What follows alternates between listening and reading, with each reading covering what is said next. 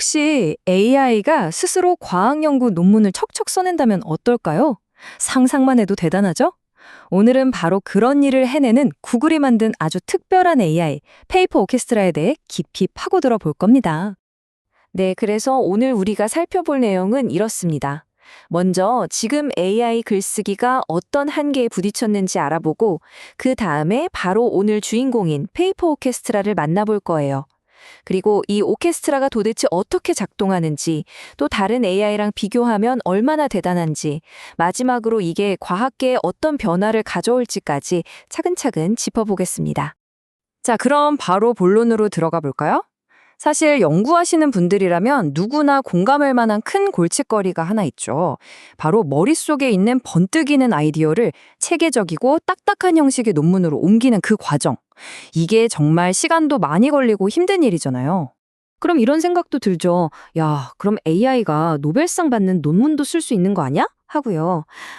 꿈은 크지만 솔직히 말해서 지금 나와 있는 AI 글쓰기 도구들로는 아직 어림도 없습니다. 도대체 왜 그런 걸까요? 기존의 AI 작가들을 보면요, 몇 가지 뚜렷한 한계가 있어요. 일단 혼자서 처음부터 끝까지 글을 완성하는 경우가 거의 없고요. 또 그냥 막 던져준 정리되지 않은 아이디어를 가지고 글을 쓰는 걸 굉장히 힘들어합니다. 그리고 제일 중요한 거, 연구의 뼈대라고 할 수 있는 깊이 있는 문헌 연구, 이게 거의 안 되고요. 심지어 아이디어를 시각적으로 보여주는 개념도 같은 건 아예 만들지를 못해요. 바로 이 모든 문제점들, 이 어려운 과제들을 해결하기 위해서 구글이 아주 기가 막힌 해결책을 들고 나왔습니다. 그 이름이 바로 페이퍼 오케스트라입니다. 이 페이퍼 오케스트라의 핵심 아이디어는 바로 멀티 에이전트 시스템, 그러니까 팀 플레이에 있습니다. AI 하나가 북치고 장구치고 다 하는 게 아니에요. 마치 오케스트라처럼 각자 다른 역할을 맡은 전문 AI 요원들이 한 팀이 돼서 협력하는 거죠. 정말 이름 한번 잘 지었죠? 그리고 이 엄청난 프로젝트를 진행하는 곳이 바로 구글이라는 점. 이것만 봐도 이 기술에 대한 신뢰도나 중요성이 어느 정도인지 짐작이 가시죠? 과학적 발견의 속도를 한 단계 끌어올리려는 야심찬 프로젝트인 셈입니다. 자, 그럼 이 멋진 오케스트라가 과연 어떻게 논문이라는 한 켠의 교향곡을 만들어내는지 그 연주 과정을 한번 자세히 들여다볼까요? 지금 보시는 이 그림이 전체 작업 흐름을 아주 잘 요약해주고 있어요. 왼쪽을 보시면 아이디어나 실험 데이터 같은 날것의 재료들이 있죠? 이게 여러 전문 에이전트들의 손을 거치면서 마치 공장의 생산 라인처럼 척척 진행돼서 마침내 오른쪽에 번듯한 논문 한 편으로 완성되는 겁니다.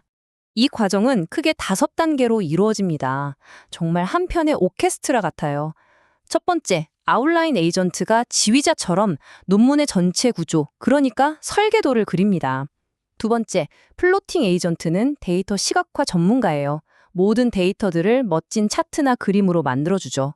세 번째, 문헌 연구 에이전트는 도서관 사서처럼 관련 논문들을 싹 다 찾아서 정리하고 요약해줍니다. 그 다음, 네 번째, 섹션 작성 에이전트가 이 모든 재료들을 합쳐서 실제 글, 즉 초안을 써내려 가고요. 마지막으로 아주 중요한 역할이죠. 콘텐츠 개선 에이전트가 까다로운 동료 심사자처럼 초안을 꼼꼼하게 검토하고 계속해서 다듬어서 완성도를 확 끌어올립니다. 와, 정말 체계적이죠? 자, 그럼 제일 궁금한 거. 그래서 성능은 과연 어떨까요? 말만 그럴듯한 거 아닐까요? 지금부터 다른 AI들과 벌인 아주 흥미진진한 글쓰기 한판 승부, 그 결과를 공개합니다. 네, 이번 대결의 상대는 그냥 평범한 AI가 아닙니다. 현재 가장 잘 나간다고 하는 최첨단 AI 글쓰기 시스템들과 페이퍼 오케스트라를 직접 맞붙여 봤습니다. 첫 번째 대결 종목은 바로 문헌 연구 품질입니다. 이걸 기계가 아니라 실제 사람이 직접 평가했어요. 자, 이 그래프 좀 보세요. 결과가 정말 압도적이죠? 페이퍼 오케스트라가 다른 AI들을 그냥 이긴 수준이 아니라 말 그대로 눌러버렸습니다. 특히 주목해야 할 숫자가 바로 이겁니다. 무려 68%. 이게 그냥 점수 차이가 아니라 승률 격차예요. 다른 AI와 비교했을 때 페이퍼 오케스트라가 더 낮다고 평가받은 비율이 이만큼이나 높다는 거죠. 이건 정말 대단한 게 기존 AI들이 가장 헤매던 약점을 완벽하게 극복했다는 명백한 증거거든요. 그런데 놀라운 건 이게 끝이 아니라는 겁니다. 단순히 문헌 연구만 잘하는 게 아니었어요. 논문 전체의 완성도를 놓고 봐도 페이퍼 오케스트라는 다른 경쟁자들을 아주 여유 있게 따돌렸습니다. 아까 마지막 단계에 까다로운 심사자 역할을 하는 콘텐츠 개선 에이전트가 있다고 했잖아요. 이 단계가 얼마나 중요한지 이 결과가 보여줍니다. 그냥 쓴 초안을 이 에이전트가 계속해서 다듬고 또 다듬었더니 가상으로 진행한 학회 심사에서 채택될 확률이 무려 22%나 올라갔다고 해요.